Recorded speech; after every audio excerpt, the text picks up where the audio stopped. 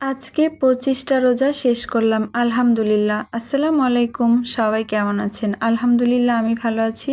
আশা করি আপনারা সবাই ভালো আছেন। আজকে কি ইফতার করব সেটাই দেখাবো। বেলকুনিতে চলে আসলাম, ২টা চেরি টমেটোর মতো ছোট ছোট টমেটো পেকেছে, তো তুলে নিয়ে আসলাম। এটা দিয়ে আমি আজকে ছোলা মাখাবো।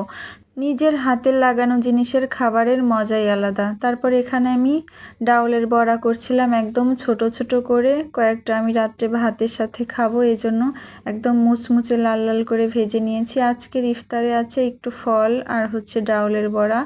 সেমাই দিয়ে যেই খাবারটা বানিয়েছিলাম সেটাও ছিল, আর হচ্ছে ছোলা মাখাবো। এখানে 2 গ্লাস শরবত, শরবত না হলে তো আমার চলেই না। তারপর আমি ছোলা মাখিয়ে নিচ্ছিলাম। এখানে পেঁয়াজ, কাঁচামরিচ, টমেটো বেশি করে সরিষার তেল দিয়ে একটু মাখিয়ে নিলাম। তারপর আমি উপর থেকে দিয়ে দিব হচ্ছে চানাচুর। আজকে আর মুড়ি মাখাবো না, এইটাই আজকে খাবো। এইভাবে ছোলা মাখালেও কিন্তু অনেক বেশি মজা লাগে।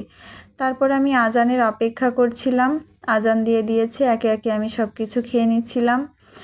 এই রোজা থেকে শরবতটা মনে হয় যে অনেক বেশি তৃপ্তি দেয়, আর এই ছোলা মাখাটা অনেক বেশি মজা হয়েছিল। সবাই ভালো থাকবেন, সুস্থ থাকবেন, বাই বাই।